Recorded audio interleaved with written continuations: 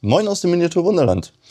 Da sich in den Kommentaren der letzten Folge ja sehr viele Leute sehr positiv geäußert haben und auch danke für die netten Worte, die ich darin lesen durfte, haben wir uns heute hier mal wieder zusammengefunden, um ein bisschen mehr über die Züge zu sprechen, die wir in der letzten Folge nur angedeutet haben.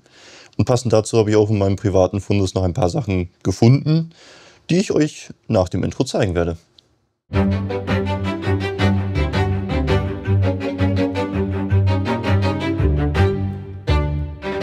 In den Kommentaren wurde sich ja unter anderem auch der ICE gewünscht. Also den Rheingold, den haben wir schon fahren. Der steht in Knuffingen meistens. Orient Express haben wir in der Schweiz fahren und ein weiterer wird irgendwann mal nach Italien kommen. Aber halt eben der ICE. Und auch dieser Zug hat so seine Geschichte, die ich euch gerne erzählen möchte, auch wenn ich dafür ein bisschen weiter ausholen muss und auch ein bisschen wieder auf die letzte Folge Bezug nehmen muss.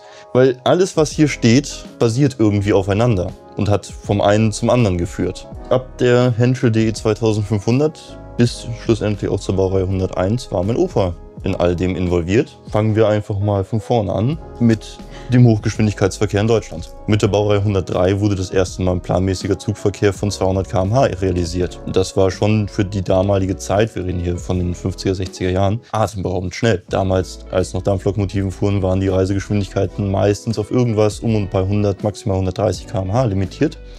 Da waren dann 200 auf einmal doch eine ziemlich große Ansage. Die 103 war dann auch für viele Jahre bis in die 2000er hinein so das Zugpferd für den hochwertigen Schnellverkehr, bis sie dann halt eben von der 101 abgelöst wurde. Aber sie war halt auch der Initiator dafür, dass man geguckt hat, wie man noch schneller werden kann. Und um noch schneller zu werden, muss man erstmal langsamer werden, nämlich mit der Henschel DE 2500. Im letzten Video habe ich ja auch so ganz leicht die Drehstrom-Thematik angeschnitten, für die man jetzt studieren müsste, um das Ganze zu verstehen. Das habe ich immer noch nicht fertig geschafft. Auf jeden Fall wurden in dieser Lokomotive das erste Mal Drehstrom-Asynchronmotoren erprobt. Dieser Motor treibt einen Generator an, der wiederum dann die einzelnen Fahrmotoren hier antreibt. Das Ganze wurde dann im Weißen Riesen gebaut, im Blauen Ochsen, den ich jetzt nicht als Modell hier habe, und auch im Roten Bock, der dann wiederum umgebaut wurde zur Um-An. Bei der Um-An war dann mein Großvater auch wieder involviert in den Schnellfahrtdrehgestellen. Jetzt hier sogar mit der aerodynamischen Kopfform. Ist tatsächlich ein Eigenbau bei uns. Den kann man so nicht kaufen, weil sich kein Hersteller bisher daran getraut hat, diese Kopfform nachzustellen. Bei dieser Lok sind wir halt auch wieder ein bisschen ins Experimentieren gekommen, weil Modell gibt es so nicht, das heißt, wir müssen es irgendwie selber machen. Es gibt zwar die Variante ohne die aerodynamische Kopfform. Wir hatten dann gehofft, irgendwie hier ganz einfach eine Modifikation vornehmen zu können, dass halt eben diese Rundschnauze hier vorgenommen wird. Haben dafür das Gehäuse zersäbelt, bemerkt, dass es irgendwie nicht so ganz klappt, weil die Lackierung hier wiederum so dermaßen fein ist, dass man es einfach nicht umsetzen kann.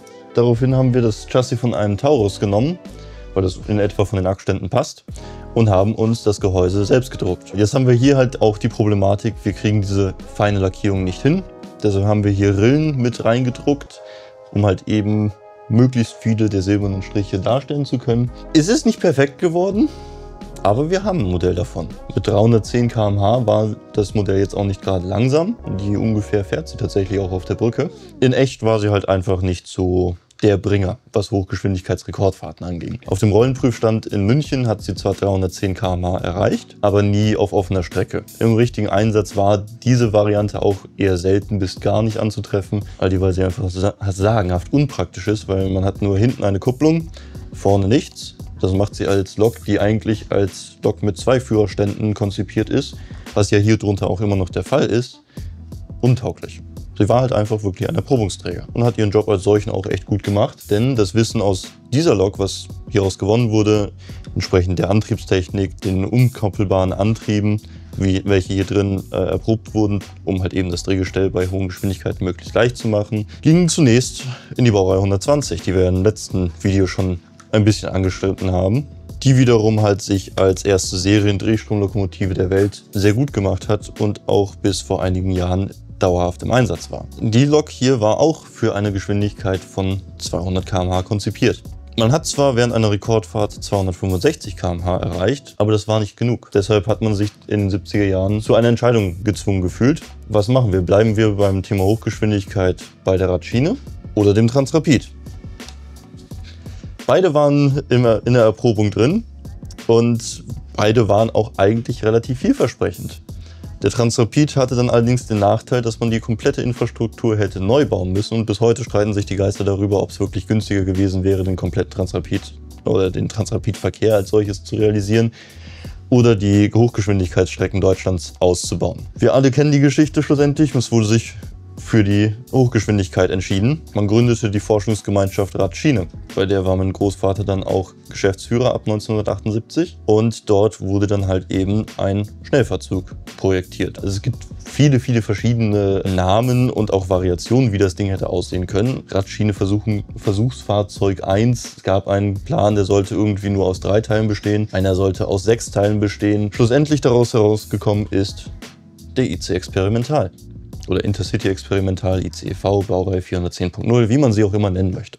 Dieser Zug hier wurde dann gebaut und 1985 war es dann soweit und dieser Zug wurde der Öffentlichkeit präsentiert. Das Ganze geschah im Rahmen der Feierlichkeiten von 150 Jahre Deutsche Eisenbahn. Und ab 1985 wurde dann auch getestet. Zunächst 100 km/h, dann 200. Im November 85 erreichte man dann das erste Mal die 300 km/h Marke und überschritt sie. Dann wurde ein paar Tage später 324 km/h erreicht und man hat sich immer weiter hochgetastet. Gleichzeitig wurde auch die Schnellfahrstreckeninfrastruktur weiter ausgebaut, sodass man dann 1988 anfangen konnte, sich nah an die 400 km/h Marke zu bewegen und dann auch 1988 das erste Mal die 400 km/h Marke überschreiten. Und zwar am 29.04.1988 wurde bereits die Geschwindigkeit von 404 km/h erreicht.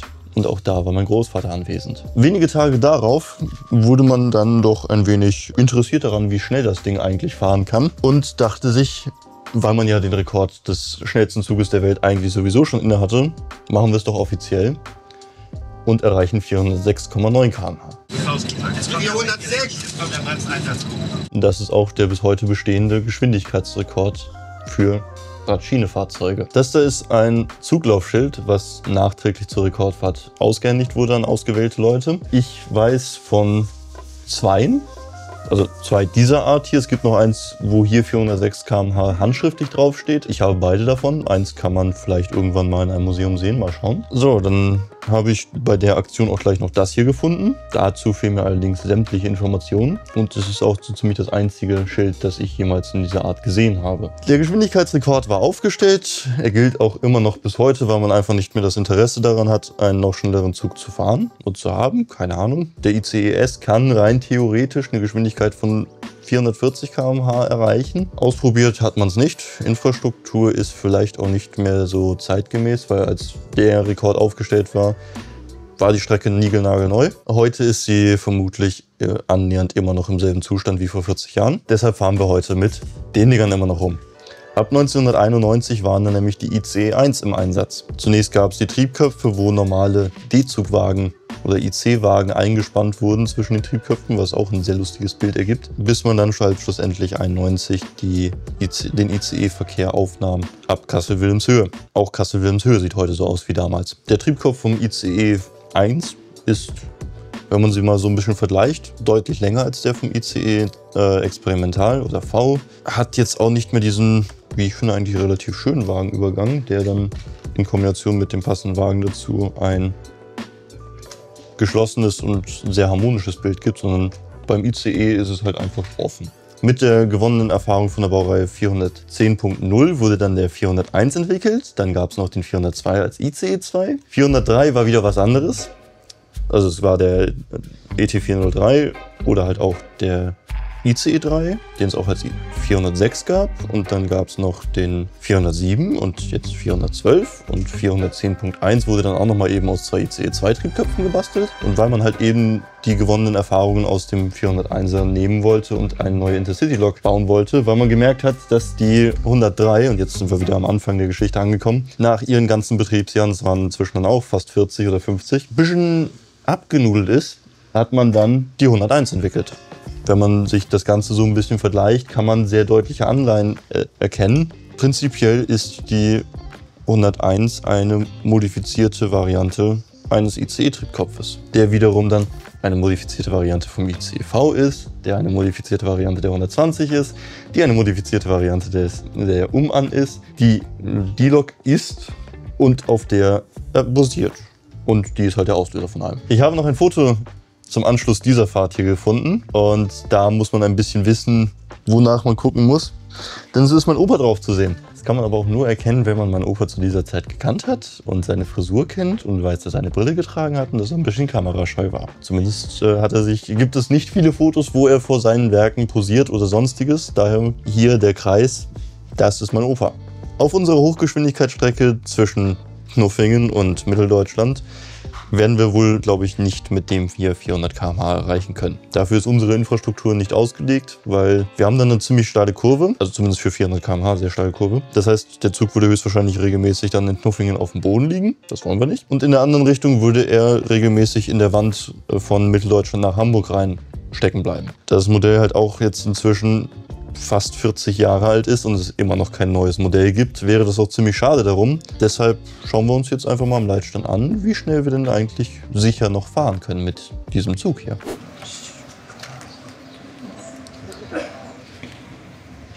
Das ist alles geplant.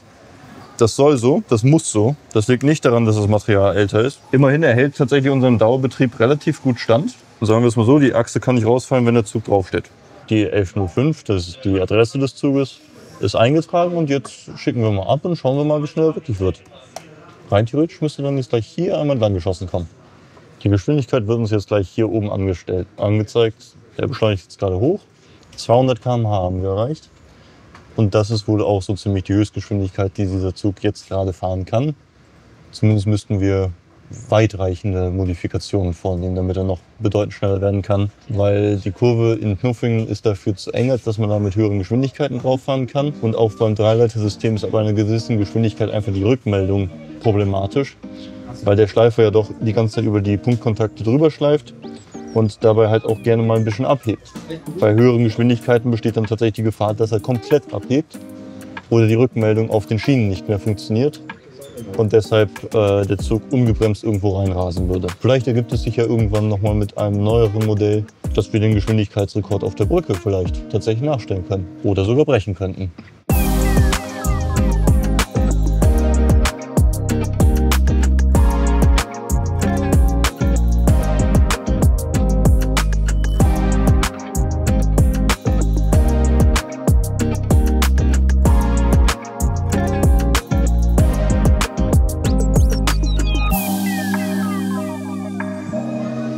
So, für die ganzen 406,9 km/h hat es dann noch nicht gereicht.